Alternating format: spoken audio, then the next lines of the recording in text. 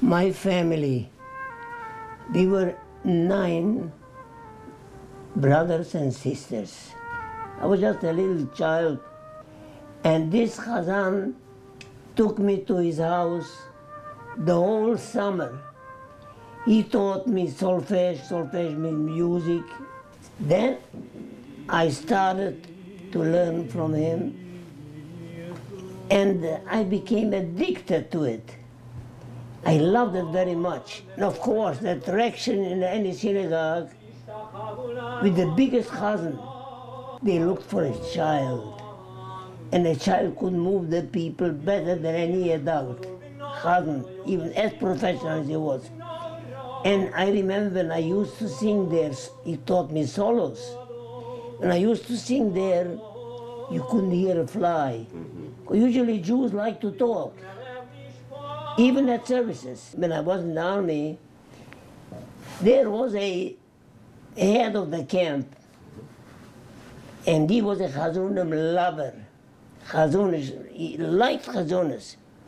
And once he asked a question, who can sing a little piece of Chazunis?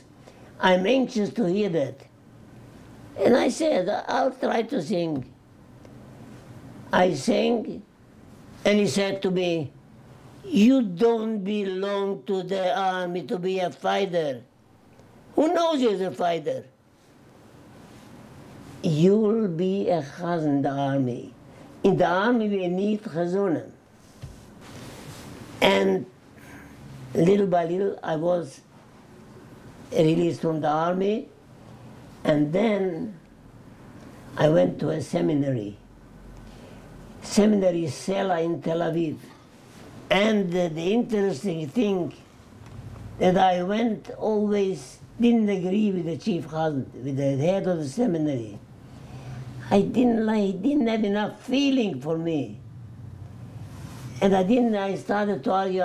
He said to me, I'm not here to teach you the feeling. If you have it, good. If you don't have it, it's also good. I teach you chazunas, that's all. Okay. And I immediately got a position after the middle of the, I didn't graduate yet, and we went for a tryout. I came immediately I got a position in the big shul in Afula. Afula is the beginning of the Galilee in Israel. Before I dumped in Chulon, we were married at that time, Ahuva, right? Yeah. We were married before that in Yerushalayim. I knew her through acquaintances, and we decided we'll get married.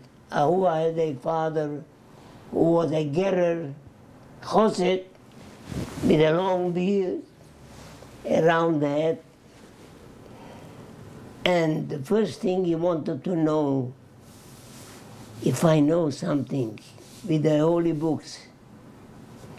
How can he marry off a daughter to somebody who is not acquainted with all this? So he started to say this, and then I started to answer, and I went deeper and so on and so on. Then he said, this guy, I like him. He's learned. But learned didn't mean that I graduated at Harvard.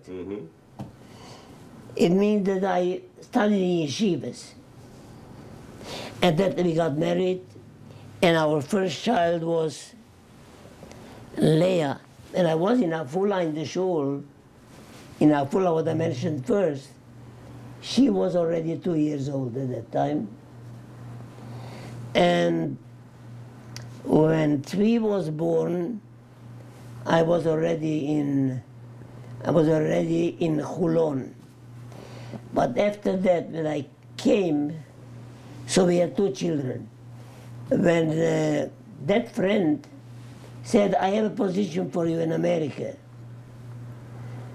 I had a job in Israel.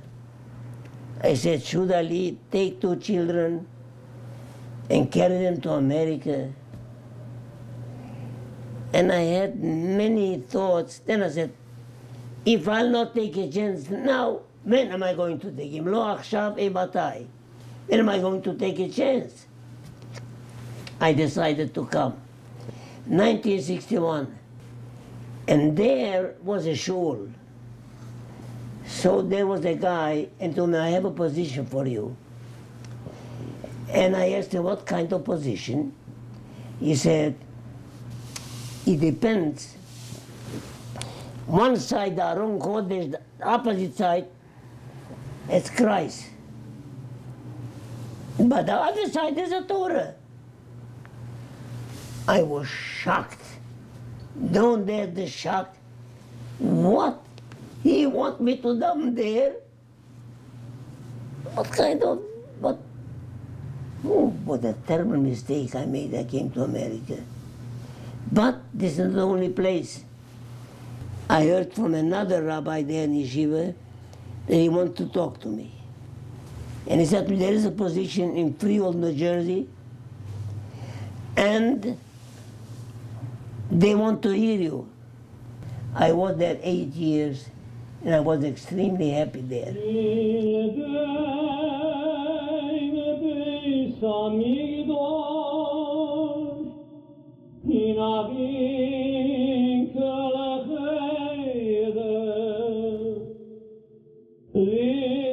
The rabbi that was in Freehold he worked in a summer camp.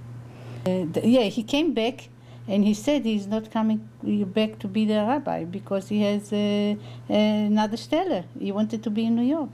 There came a guy that he was an assistant to Rabbi Rosenthal. He came and he needed a place to be for the high holidays. So after he came and he was sitting and the children were little, so he said, you know, why are you sitting in Freehold, New Jersey? I think they're looking for a house in Oceanside, and I think you'll be good for that. Joe J., Sidney Fuchs, And Persetz. Lou Persetz came to my shul. I happened to have a bar mitzvah there, and there was no rabbi. So I had to do many things. After the services, Cindy Fuchs comes over to me. We are from Oceanside. We want to talk to you. Why didn't you tell me that you are from Oceanside before? I would have done much more than I did. No, that was good enough. It was good enough, he said. So that's how the Shidduch came into being. And the reason why did I want to come here, I want to stay in Jersey. They offered me anything I want. But the kids and the yeshivas, I had to send them to Hebrew day school. And there was no elementary. And high school there wasn't there at all. So I was compelled to come. And I was lucky to come to OJC. Growing up, I have some wonderful memories, and I'll tell you, probably one of the best memories I have, which repeats itself every single year at Rosh Hashanah, is when my dad and my brothers sang. At the davening and the tefillot, when we get to that point, when they used to sing, I get very emotional.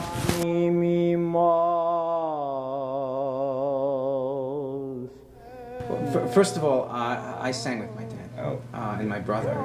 So a couple things that probably the congregation was not aware of. First of all, my father is a perfectionist, that they probably are aware of. And so the preparations involved in the prayers were extraordinary. The entire summer, he would actually prepare, and the few pieces that we used to sing together, we prepared over and over again until it was right. And that I learned from my dad. You have to always prepare before you do that. I also always was amazed at how calm he was in front of 500-600 people. I was petrified. Literally, I used to go there, oh my God, in 3 days I got to do this. I'd get nervous like a week or two before, but 3 days before I would really like, oh my God, how are we going to do this? And he was absolutely calm in that environment. Oh, don't worry, it'll be fine. Like, oh, I don't know about that. It's only later in life that I realized, oh my God, my father was an absolute master with a great singing voice, a tenor voice, and I've heard many cantors since then, but my father is, what can I say, very special.